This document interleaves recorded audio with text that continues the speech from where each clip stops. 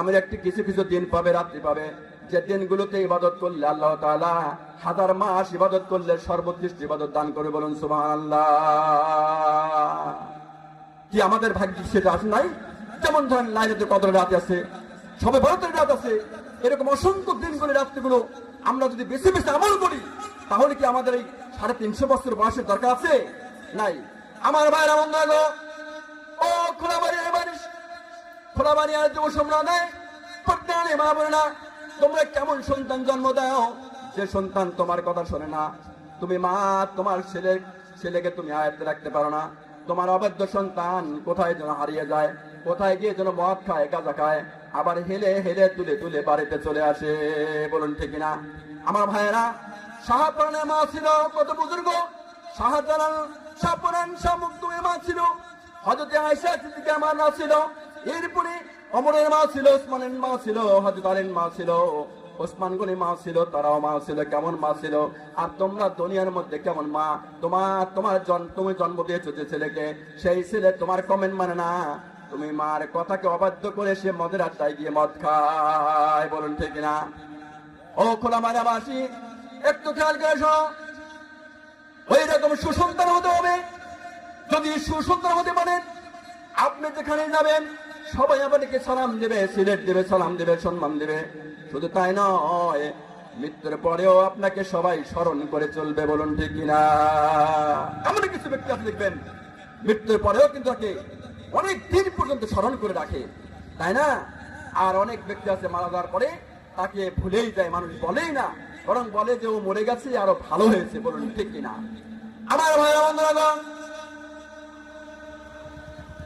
হযরত মা ফাতিমাতুজ জোহরা, তার দুটি সন্তান ছিল, ইমাম হাসান আর হোসেন, সবাই জানেন।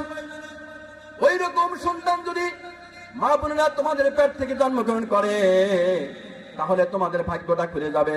ইমাম হাসান হোসেন যেমন জান্নাতের সুবুকদের সর্দার হয়ে যাবে, তোমার সন্তান যদি দুনিয়ার মধ্যে ওই রকম পরহেজগার হতে পারে, ওই রকম নেককার ব্যক্তি হতে পারে, ওই রকম আমল করে দিতে পারে, কিতাবে এসেছে ওই হাসরের ময়দানে কঠিন মুসিবতের সময় ইমাম হাসান হোসেনের সঙ্গে একসঙ্গে জান্নাতে প্রবেশ করে যাবে।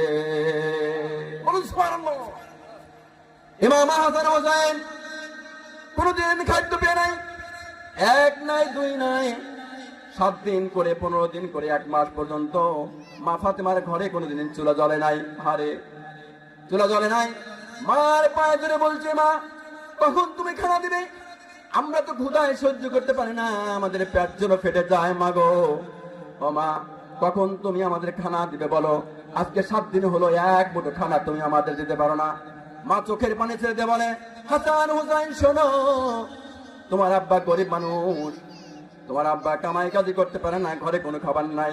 তবে শোনো, তোমরা যদি ধৈর্য ধারণ করতে পারো, কিয়ামতের দিন কঠিন মুসিবতের সময় তোমরা কিন্তু যুবকদের, জান্নাতি যুবকদের সর্দার হয়ে জান্নাতের মধ্যে তোমরা পাখির মতো উড়ে উড়ে বেড়াবে। এই হাসান হোসেন মায়ের কথা শুনে বলে, মা গো, তাহলে কি করা যায়? হযরত মা ফাতিমাতুজ জোহরা বলেন, হাসান হোসেন চলে যাও, ওই যে ভাঙ্গা ঝোপের বেড়ার আলে গিয়ে তোমরা একটু পথে খেলা করো। হাসান হোসেন ছোট্ট বালক দুটো, এক ভাই আর এক ভাইয়ের গলা চেপে ধরে আর বলে, আসো ভাই, আমরা একটু বাইরে গিয়ে খেলা করি, আমাদের মা ভাত রান্না করবে, এরপরে এসে আমরা উদর ভরে, পেট ভরে খানা খেয়ে আমাদের তৃপ্তি নিবারণ করব। হাসান হোসেন ঝোপের আড়ে চলে গেলেন, মা ফাতিমাতুজ জোহরা ঘরের মধ্যে চলে গেলেন।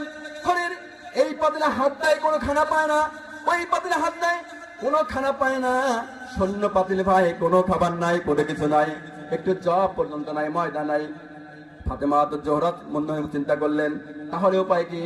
হাসান হোসেন যখন খাবার চাবে, আমি কি দিয়ে সাহায্য করব?